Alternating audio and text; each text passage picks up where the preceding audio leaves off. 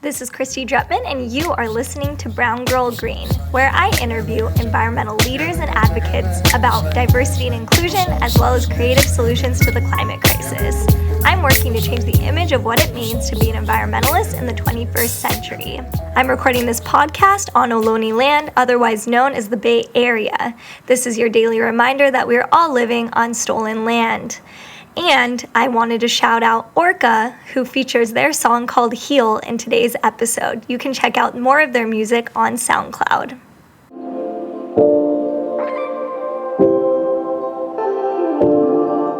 What's up, everyone? In this week's episode of Brown Girl Green, I wanted to talk about racism in the outdoors and how it's connected to deeper systemic racism plaguing our country today. So unless you've been living under a rock, you obviously know that the country is falling apart before our eyes. We are seeing that systemic racism, which has been going on for a really long time, has now reached this cusp, this breaking point with the murder of George Floyd on May 25th, who was killed by a white Minneapolis policeman named Derek Chauvin, who kneeled on his neck with the full weight of his body for nearly 9 minutes.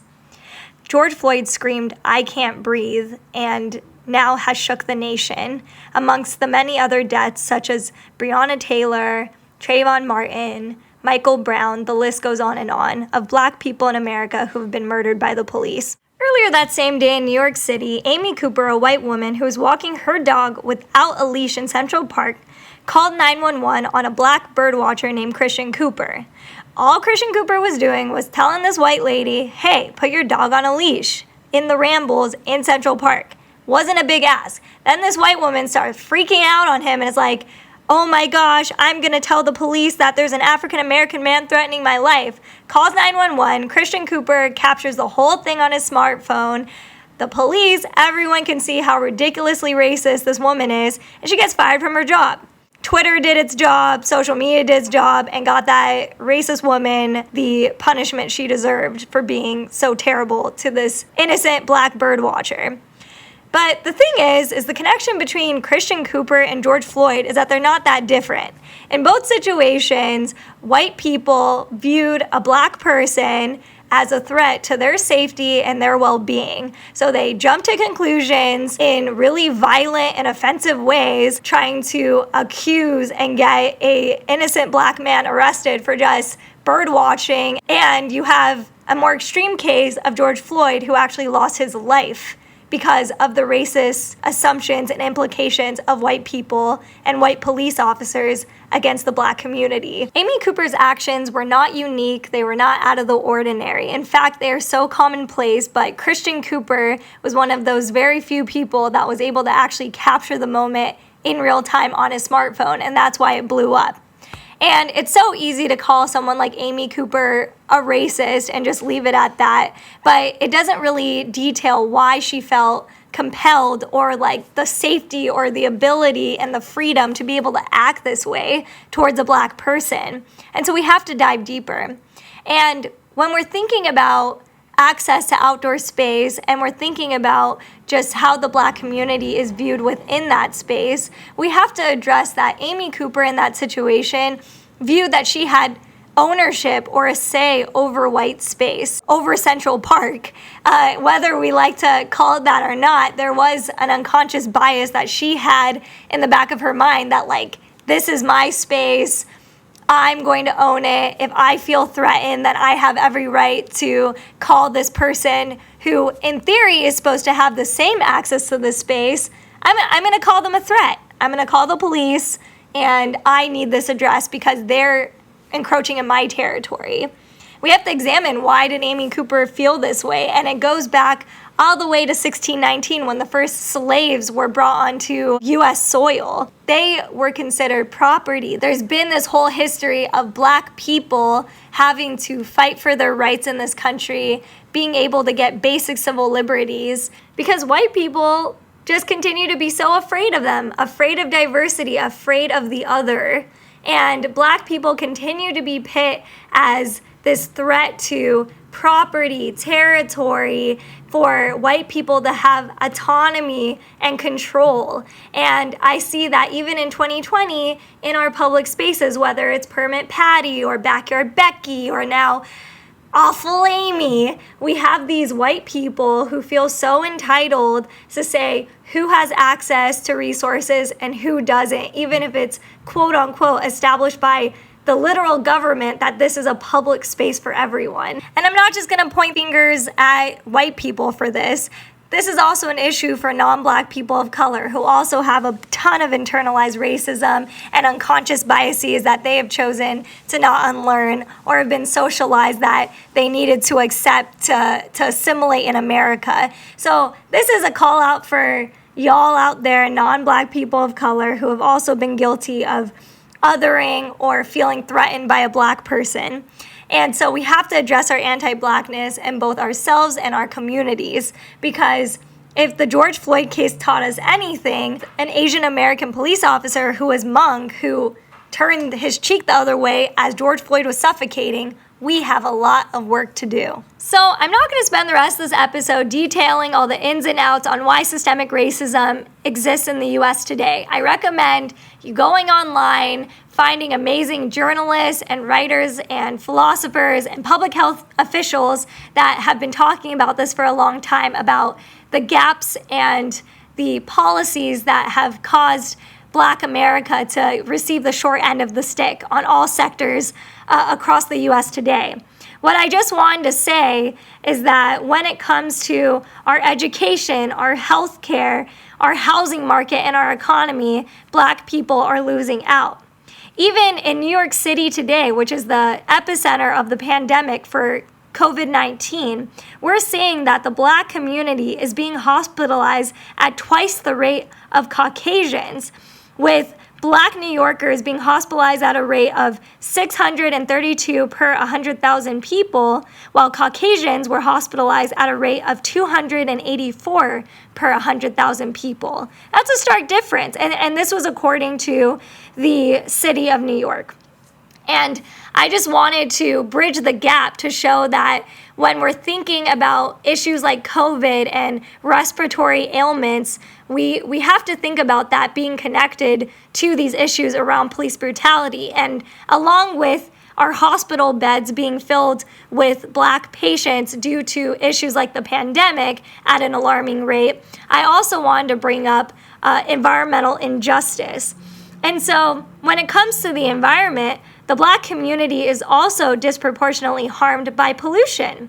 Researchers at the Environmental Protection Agency's National Center for Environmental Assessment looked at facilities emitting air pollution as well as at the racial and economic profiles of surrounding communities. They found that Black Americans were exposed to significantly more of the small pollution particles known as PM, or particulate matter 2.5, which has been associated with lung disease, heart disease, and premature death. Most of this type of pollution comes from burning fossil fuels, which typically is found in power plants or factories that are typically located in Black communities. Blacks were exposed to 1.5 times more of this form of pollution, of particulate matter that gets lodged into their lung tissue compared to the population at large. And this was according to the American Journal of Public Health. And so I wanted to bring up that when it comes to the environment and it comes to the Black community, I feel like all of these things are interconnected, that Black communities are disinvested in, they are exposed to the most violence, the most pollution, and instead don't receive the same kind of access to education, wealth, and resources as other demographic groups. And this is just what has been statistically shown across the board. And, it's so easy for people to say, oh, it's the Black community's fault for why this violence is occurring, but we have to look at systemic racism. And I think that we have to start asking ourselves, why do we allow this to happen? We need to say no.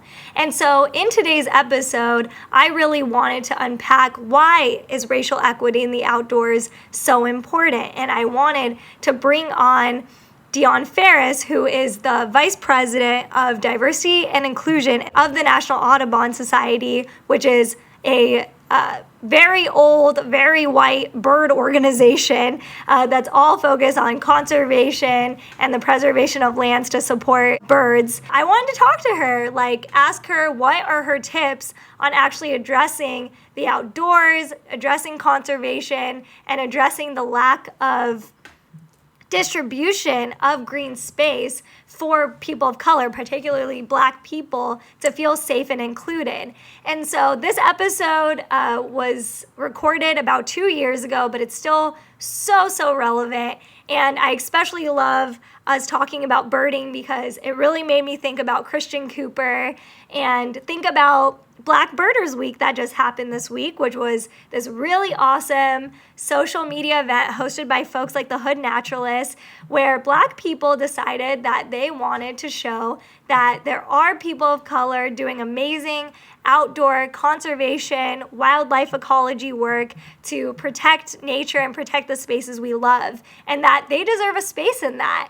And I think when we're thinking about people of color in the outdoors, the environment, and the overall climate crisis, we have to make sure that we're bringing people of color to the forefront of these conversations, especially Black people, because their communities are the most impacted by these decisions, and they are the ones that are going to be most policed and most abused when it comes to deciding who gets access to natural resources and who does not.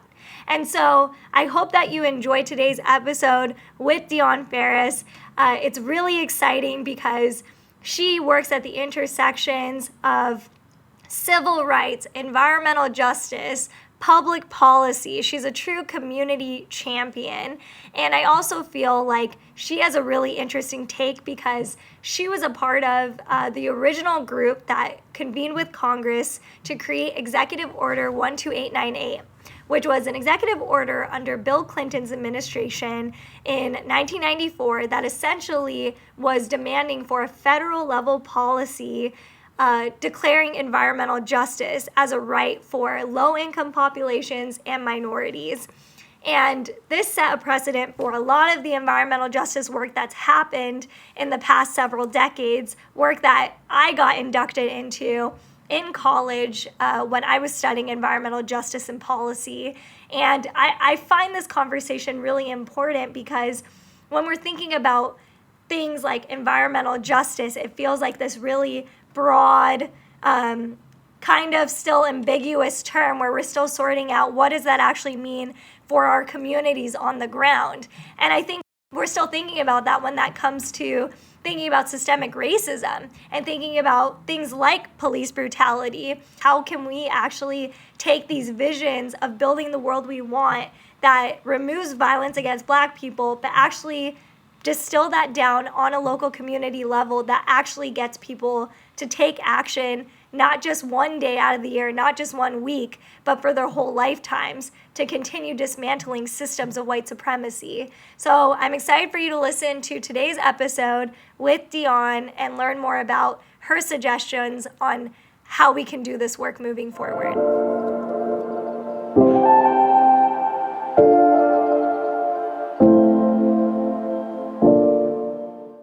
Deeohn is the Vice President for Equity, Diversity, and Inclusion for the National Audubon Society.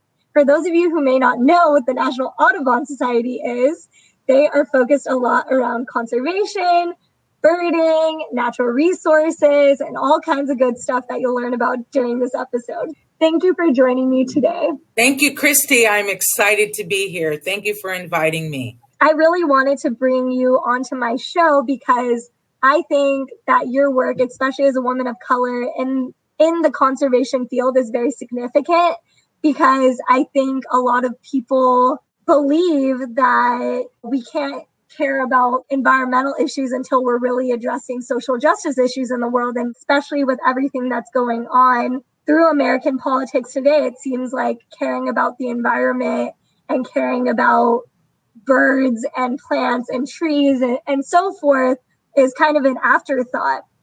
But it seems apparent we as people of color and communities across the nation need natural resources more than ever, need to reconnect to the natural world in these dire times. So I would love to learn just a little bit more about your background growing up and getting into conservation and what really motivates you to do your work in this field. Well, thank you, Kristy. And again, thank you for the invitation to join you today. I'm excited to be here. As you know, I'm an environmental lawyer by trade, and I'll talk a little bit about that as I talk more about my background.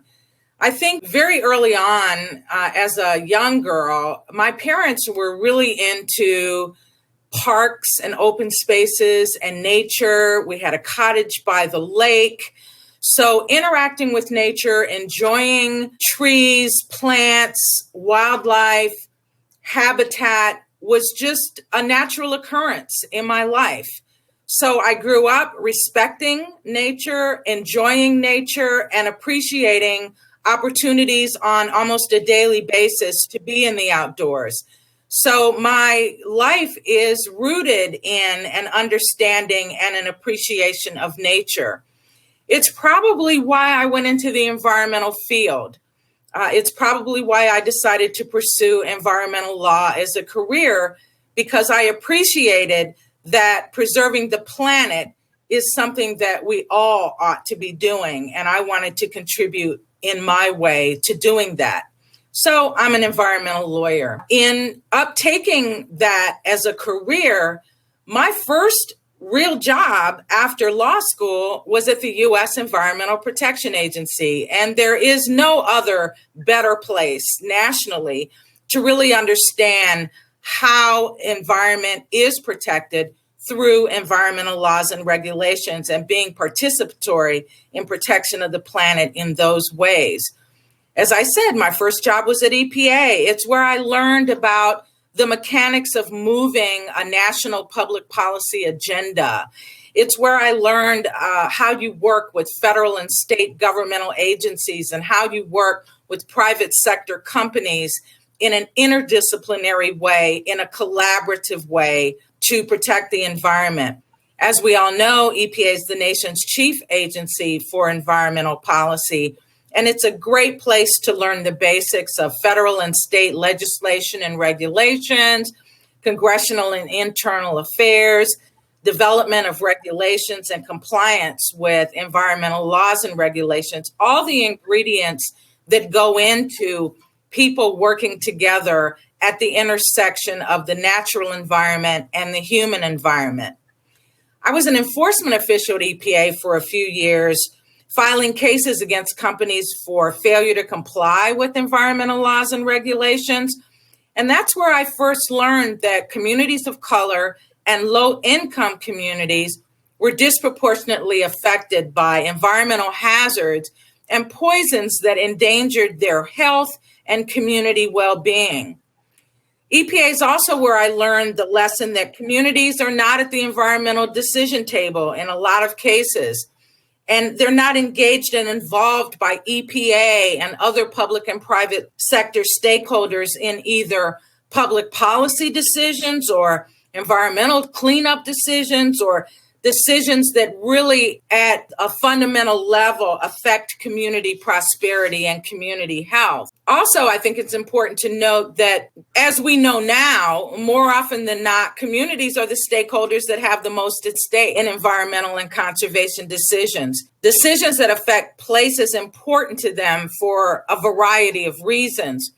Often, communities are the most hard-pressed to be prepared with the right knowledge and expertise to engage on complex issues when they're first confronted by them. For example, in comparing communities with environmental groups, typically environmental groups have salaried and specialized staff, lots of experts around the table, and compared to many, many communities, lots more resources. I'll tell you something else about my journey as a woman of color in conservation, and that is that people in many of the communities that are most deleteriously affected look a lot like me. So it's also somewhat of a calling to be involved in the field of environment and conservation for me. I decided early on that working with communities was where I wanted to be, using my skills and my talents to, let's call it, level the playing field for communities. Because at heart, I am a community builder. And I think it's something that we all need to focus on, building communities in healthy ways. And for me, that means first focusing on environmental and economic justice for people most affected by policy decisions and investments or the lack of investments. So I guess bottom lining it, I wanted to prioritize working with grassroots communities to build their capacity to work with other stakeholders, providing tools and strategies to engage people and their allies in what I like to call institutional and organizational change, building the capacity of other stakeholders to work with communities and building the capacity of communities to be at the table, speaking the language, understanding the processes, and being effective at advancing organizational and institutional change.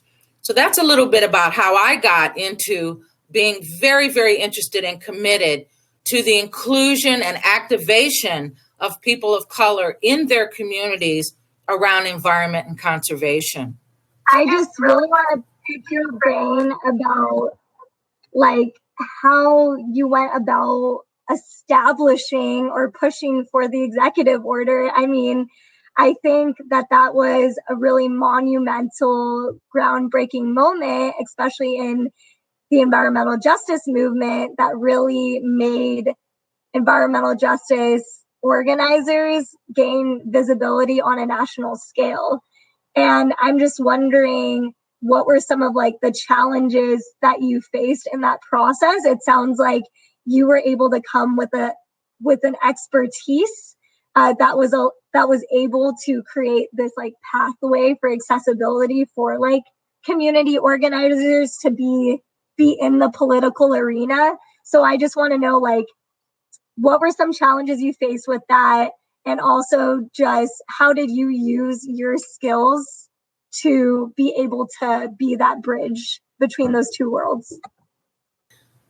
Well, I think I should start out by saying that throughout my career, I have often been a translator of complex policy language, both ways, a translator for communities, a communicator on behalf of communities, and then working with stakeholders to help them understand how to be more effective and responsive in working with communities. And that was largely my role in helping to implement the Executive Order 12898, interpreting what the needs were at the community level into government speak, and a document or an instrument that would help move an environmental justice policy agenda. You have to remember that at the time, environmental justice wasn't even in the lexicon. So one of our biggest challenges was helping government and the public and private sector understand what we mean by the terminology environmental and economic justice, helping people to understand that the environment doesn't stop at the door of the workplace. The environment doesn't stop at the door of the home. The environment is where we live, where we work, where we learn, and where we play. So we were reinterpreting the entire meaning and definition of the word environment. We were introducing new language to people who didn't quite understand what this new wave was all about. So the first challenge was simply integrating the language into the lexicon of government and into the language of other stakeholders. The second big challenge was the fact that environmental justice activists are far-flung. We are across the United States, and in fact, the environmental and economic justice movement is a global movement. So we had to tackle developing a strategy that would be fully inclusive of the views of people across large swaths of territory. So we established a communications process to make decisions collectively about what strategy we would use to influence the federal government to develop an executive order, and then a collective process to decide what the ingredients of that executive order were that would move the federal government in the direction that we wanted it to go. And we had some advantages. We had, at the very earliest stages, even before the executive order, EPA Administrator Bill Riley, who I might add is a Republican, was very interested in this work. And he was the first high-level person at EPA that opened the doors of the agency to a conversation with activists all across the country about what this meant in terms of EPA's agenda and EPA's responsibilities. At the time we started to move the concept of developing an executive order, President Bill Clinton was just elected. And we had Vice President Al Gore, a very serious environmental champion, as an asset to help engage us in conversation with the new president. A lot of people in Washington know that when a new president is elected, there's a process of engagement that all kinds of organizations and institutions and companies engaged in. And that involves development of papers that inform and advise the incoming president of public policy and strategy priorities that need to be addressed. Given the long time that I'd spent in Washington, I knew that this was an optimal time to develop some papers that articulated an environmental and economic justice frame for the new presidential administration. So I wrote two papers, one for US EPA and one for the US Department of Justice. And we framed priorities, strategies, and goals that articulated advancement of an environmental and economic justice agenda for those two federal agencies, inevitably arguing priorities and goals to advance environmental justice. President Clinton was very interested. Vice President Gore was an ideal messenger. And the long and the short of that story is very soon after the administration of Bill Clinton's administration took over, we were able to concretize the idea of an environmental justice executive order. And we entered into negotiations with the administration and the cross-section of federal agencies about the quality of government speak that would articulate our priorities and goals. And in a very short period of time, by political standards, we were able to instrumentalize that executive order.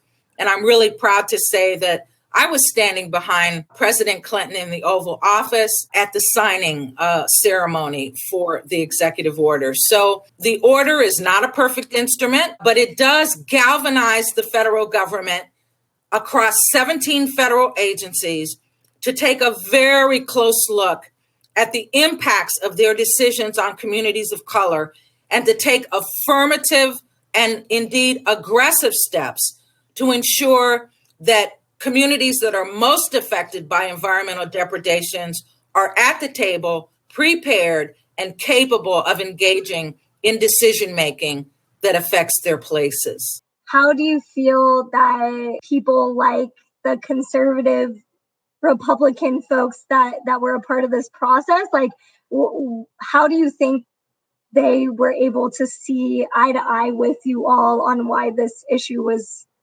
so important? I've always been committed to sort of walking down the center of the aisle. I'll take help wherever I can get it.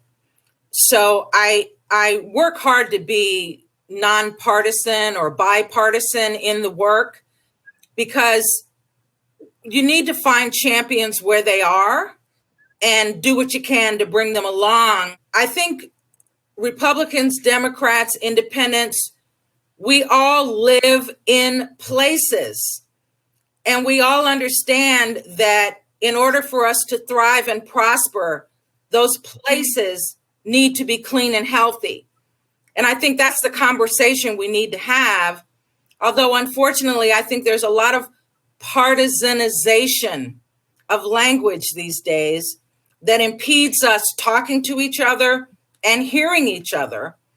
And hopefully, as time moves on, we'll see improvement in the balkanization of politics that we're seeing now.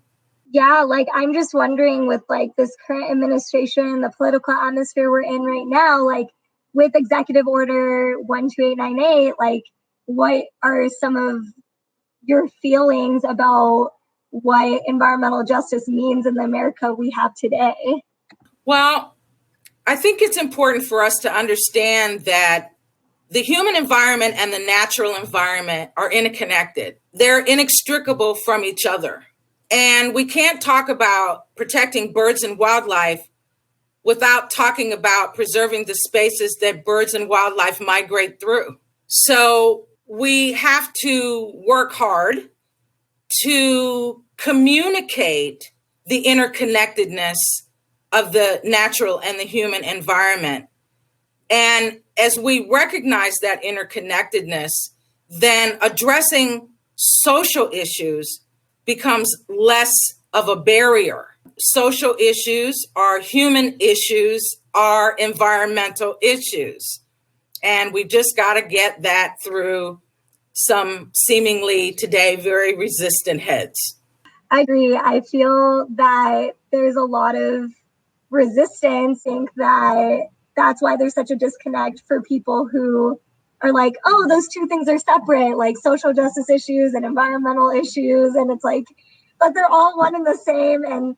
And until people realize that, then like there are going to continue to be these like inequities and these hierarchies on how things are misdistributed and just misaligned across the country. So I totally agree with that. Absolutely. And yeah.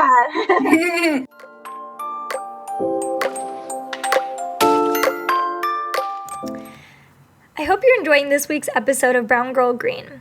I wanted to take the time to talk about the gap between creating institutional change and cultural change. As you heard from Deeohn Ferris, Executive Order 12898 served as a symbolically and materially important document to be able to guide the beginning of a conversation around accountability between the federal government and communities of color when it comes to their environment and well-being. However, as we're seeing on the ground in communities like Flint, Michigan, that are predominantly Black, they still do not have access to clean water, which shows that the authority, funding, and consistent implementation of this executive order is missing on the local level.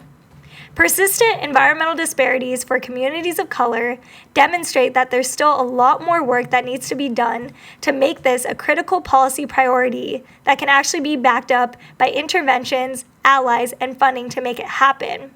So how does this relate to cultural change? Well, I think Executive Order 12898 shows a perfect example of a policy that was passed on the federal level that symbolically is like, yeah, we want to care about brown people. We want to care about how our policies impact brown people.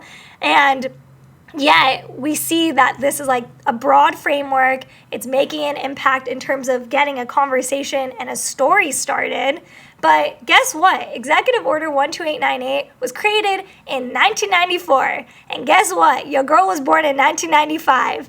And so we are here 25 years later, and what really has been done for environmental justice?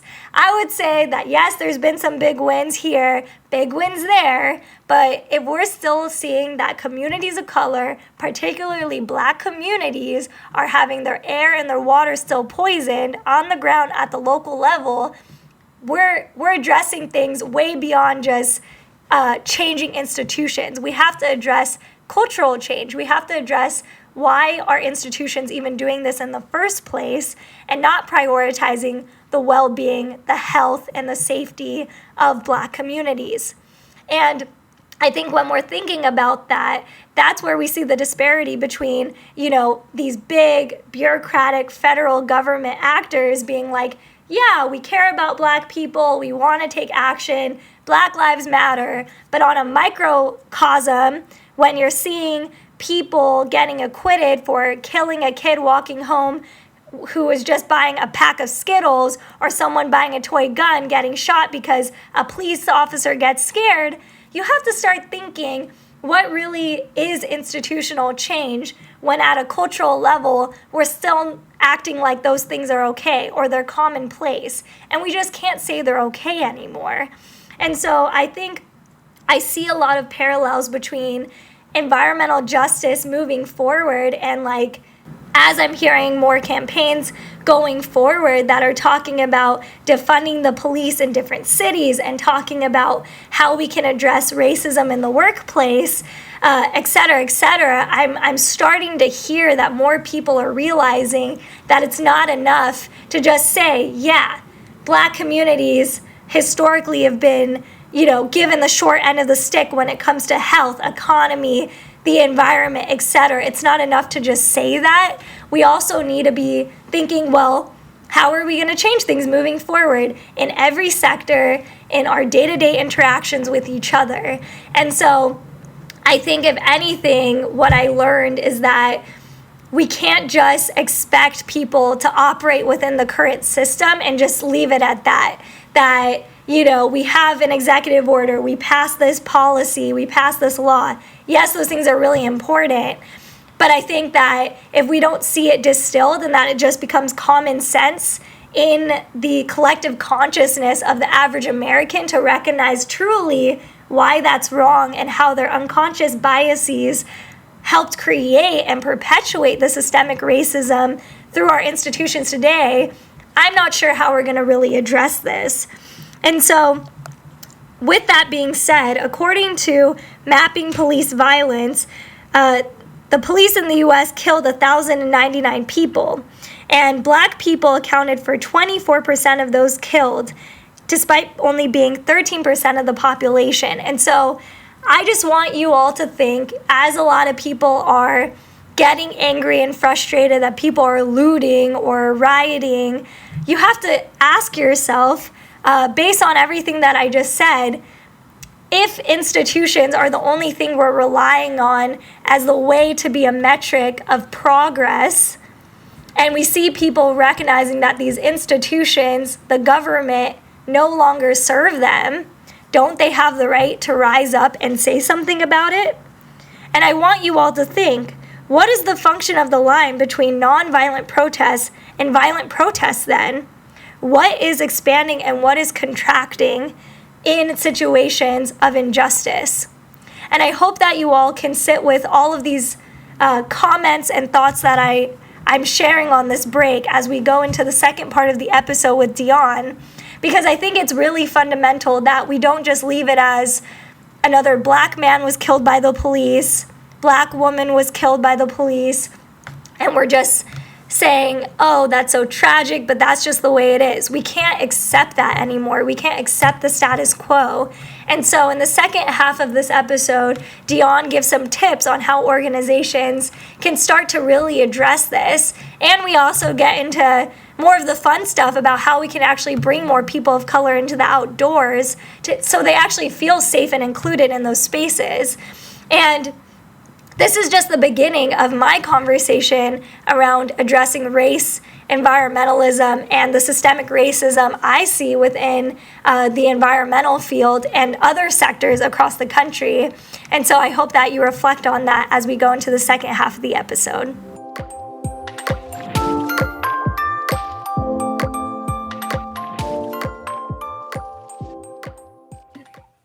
And yeah, building off of that, I just want to know, with your work in Audubon, what do you think is one of the biggest challenges that you all face in pushing that kind of conversation forward, saying that, we're committed to conservation, we're committed to protecting place, but we also recognize that in the political climate that we're in right now, we need to address who we're reaching and who we're talking to and who we're including in the conversation.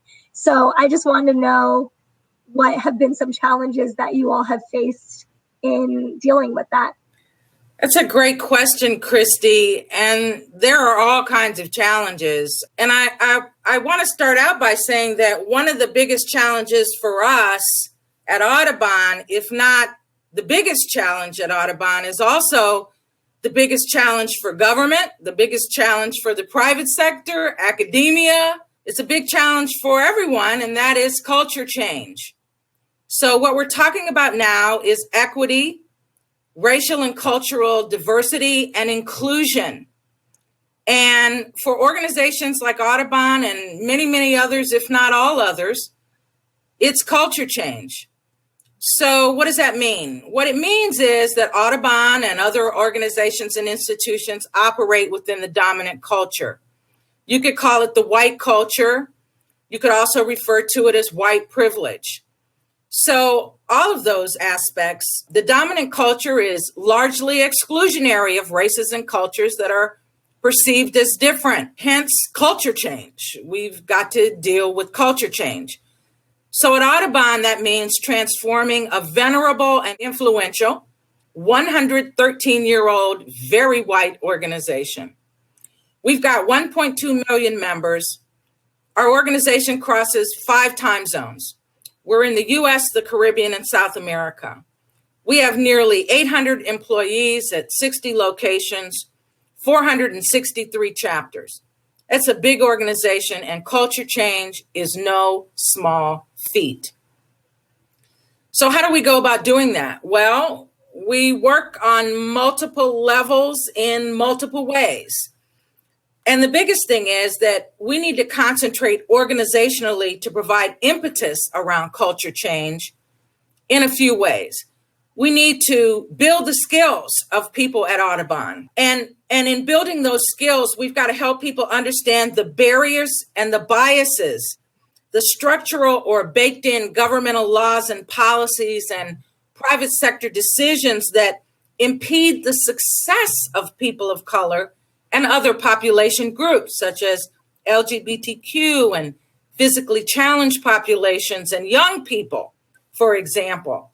So we need to be dedicated to building skills around understanding implicit bias or attitudes and stereotypes that affect our understanding and our actions and decisions. And we need to be culturally competent, which means being respectful and responsible to the beliefs and practices and cultures and linguistic needs of racially and culturally diverse population groups. We need to know how to engage in difficult conversations about race and economic status and different cultures.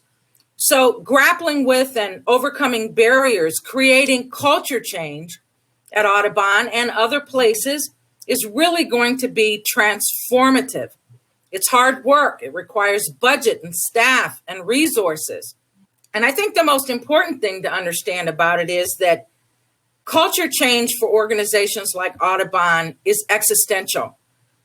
Racial and ethnic and demographic changes across America are happening now, and change demands it. By 2043 or 2045, depending who's counting and how you're counting, people of color in the United States are going to be over half the population.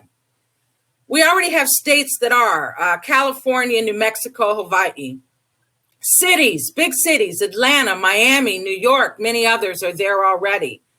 These are changes that are inevitable and irreversible. And you might be asking, Kristy, why am I leading with race? And it's because race is one of the most powerful determinants of equity. Focusing on race provides an opportunity to introduce a framework and tools and resources that can be applied to open doors to other groups, young people, LGBTQ, physically challenged, to kind of stick with those for a moment. The demographic shifts that are existential for these organizations are also generational. Millennials are the largest single eligible voter cohort. That's a pretty significant fact. And guess what else? 44% of those millennials are young people of color. This is the most diverse adult generation in American history. Go millennials. So organizations in the future, to succeed, they're going to look more like America. They're going to operate in ways that are more welcoming, that take advantage of and incorporate the perspectives and strategies that are important to people of all races and cultures. From the environmental and conservation standpoint, we talk a lot about biodiversity, making nature stronger and more resilient. So, to racial and cultural diversity, reflecting the makeup of the communities that we serve will make us better and stronger and improve us in every way. Achieving equity, diversity, and inclusion, we'll do this for environment and conservation organizations, for government, academia, institutions in the public and private sectors.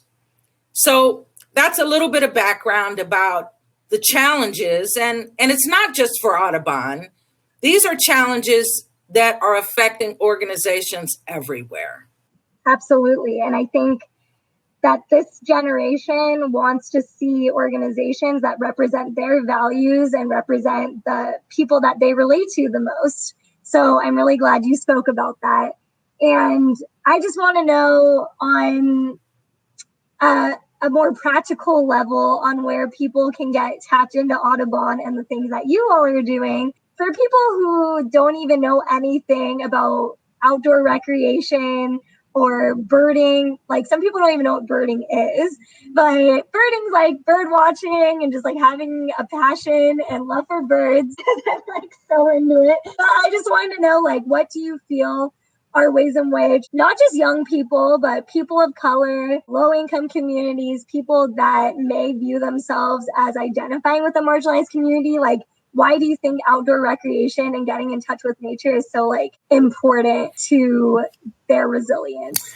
Well, the first thing I want to say about that is that bird-friendly communities are healthy communities. And the second thing I'd like to say is that birding is not only about telescopes and binoculars.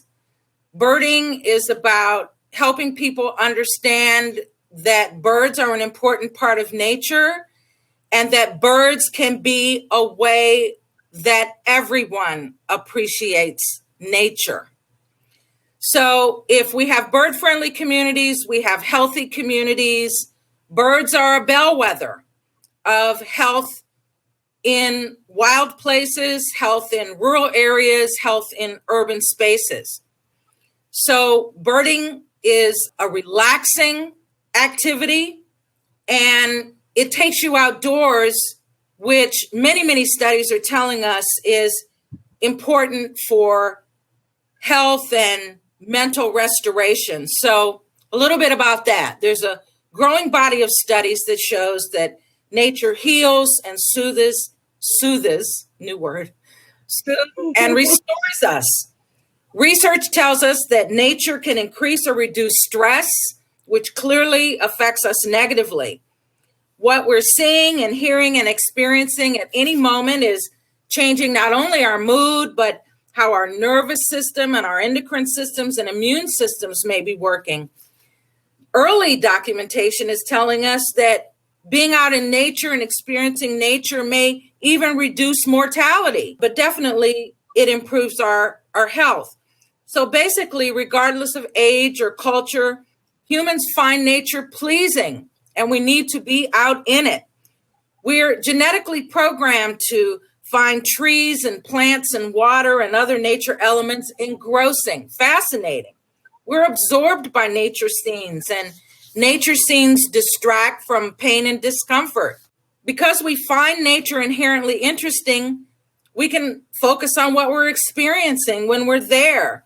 It provides respite for what in these days of technology are overactive minds, refreshing us, helping us apply ourselves to new tasks. Some new interesting research actually shows that children that have ADHD, that being out in nature increases their attention span, which is only a good thing. The other aspect that I haven't mentioned already is physical activity. Obviously, we have an obesity crisis in this country.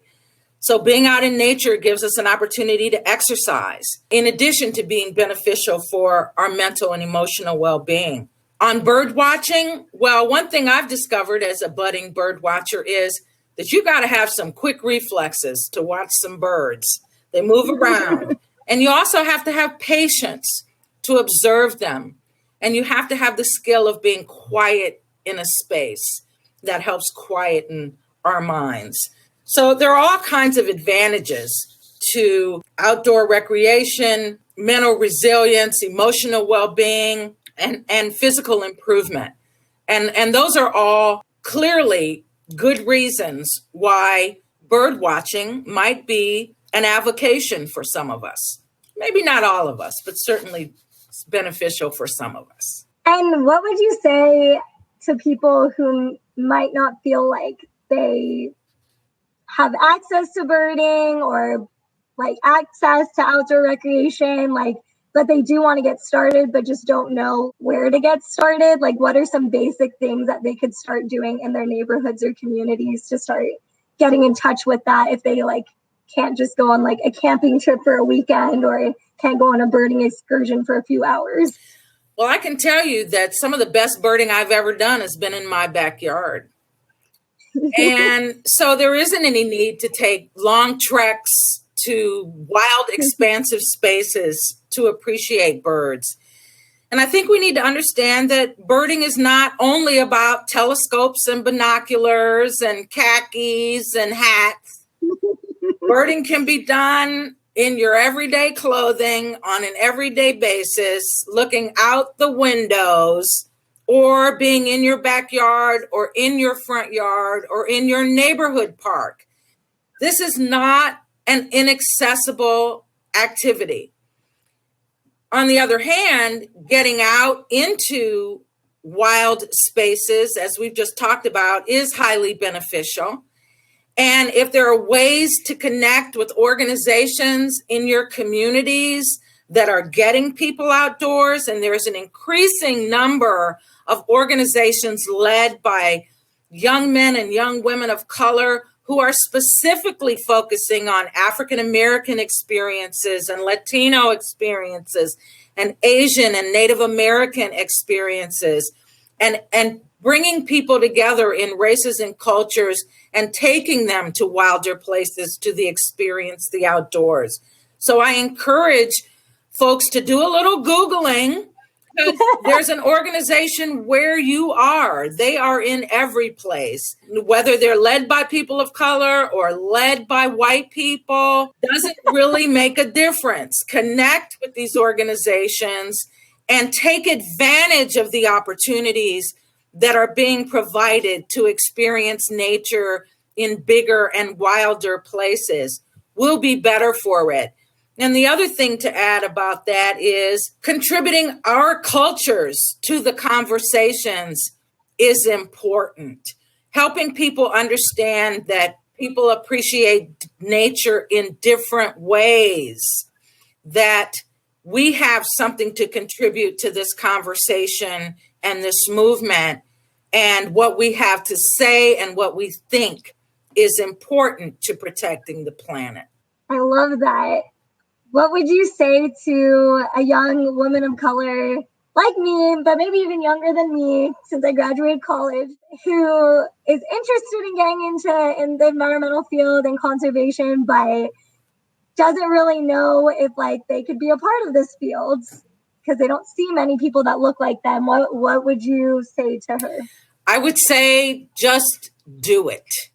You know, in life, every day, we have to confront and surmount challenges.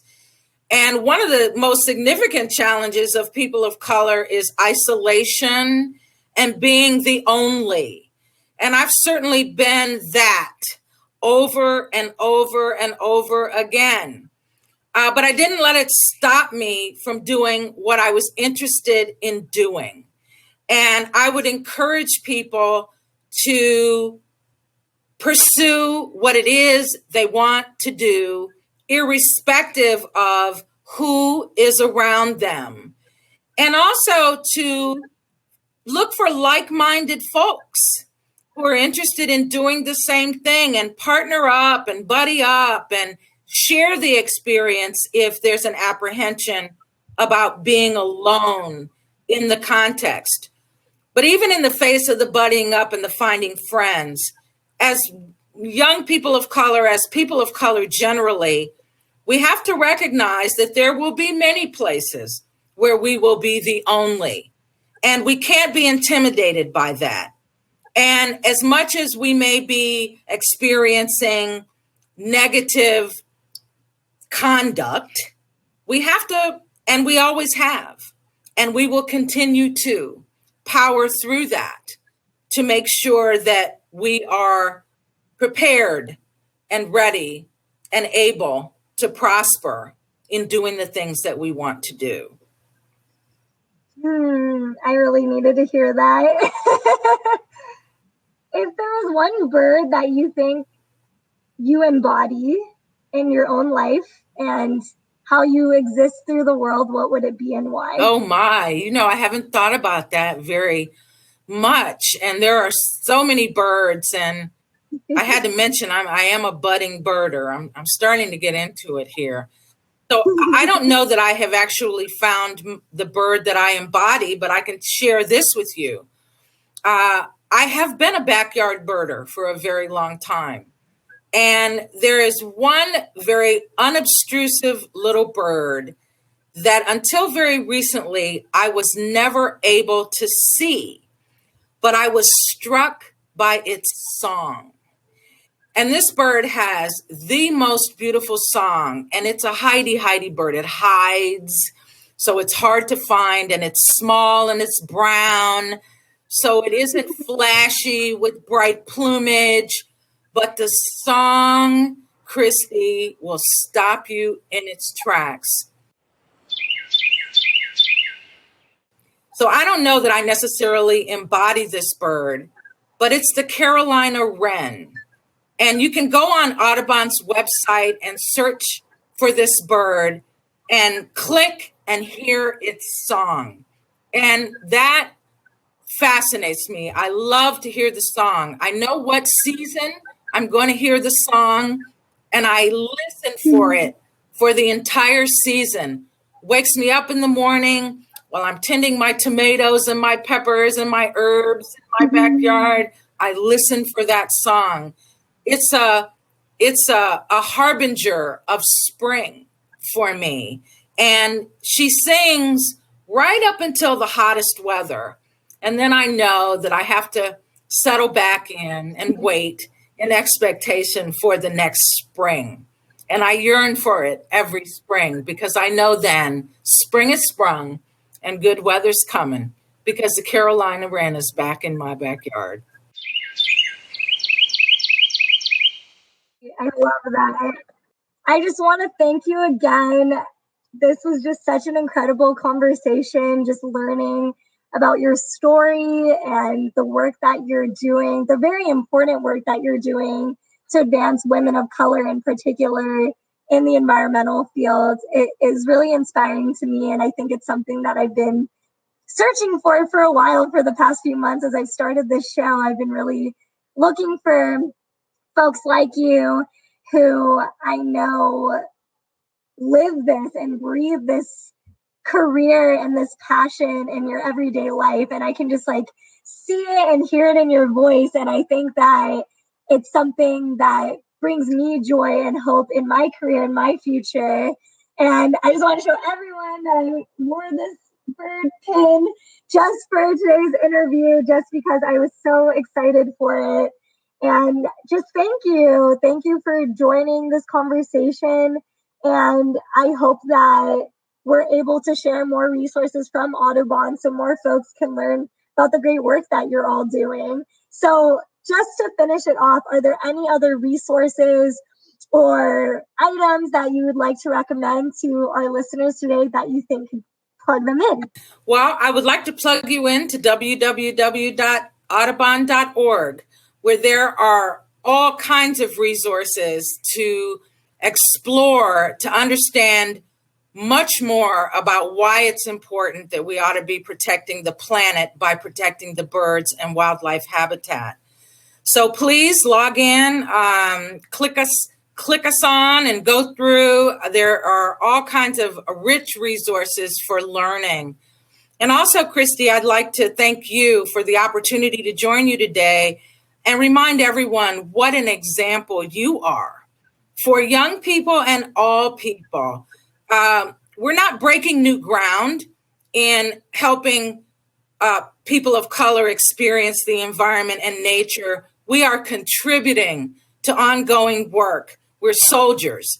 And I want to thank you for your role in helping move all this forward. And thank you for the opportunity to share a little bit about why I think it's so important that we are all actively involved in this work. Thank you so much, Deeohn. And thank you, everyone who's listening. You can check out more of my episodes on my Crowdcast profile, crowdcast.io/brown-girl-green. You can also check out my Instagram and social media on Twitter at @browngirl_green. So thank you again. This is Brown Girl Green. My name's Kristy Drutman, and I interview environmental leaders and advocates about workplace and member diversity and inclusion. I'm working to change the image of what it means to be an environmentalist in the 21st century. Thanks, everyone. Thank you. Thank you so much for taking the time to listen to this week's episode. I hope that you got something interesting out of it, whether it was learning how to start talking to your organization, your company, your club at school, etc., about how to start dismantling systems of oppression, systems of white supremacy, etc., whether it was considering how you could make spaces more equitable or inclusive in the outdoors, or if you just want to go birding sometime. I love birding. I love posting about backyard birding. You can find a post on my website and on my Instagram talking about how you can start birding. Nature is colorblind, but people are not. And we have to address that. And I hope that if anything, you learn that from this episode and that you will share these lessons moving forward, that we cannot be silent about oppression in our society today. If we operate out of a space of hatred and fear, it's just going to continue perpetuating these systems. So please live with love and kindness in your heart moving forward. If you're going to a protest, be safe and know that I'm thinking about you. And if you ever want to go birding, hit me up in my DMs. Catch you on the next episode of Brown Girl Green.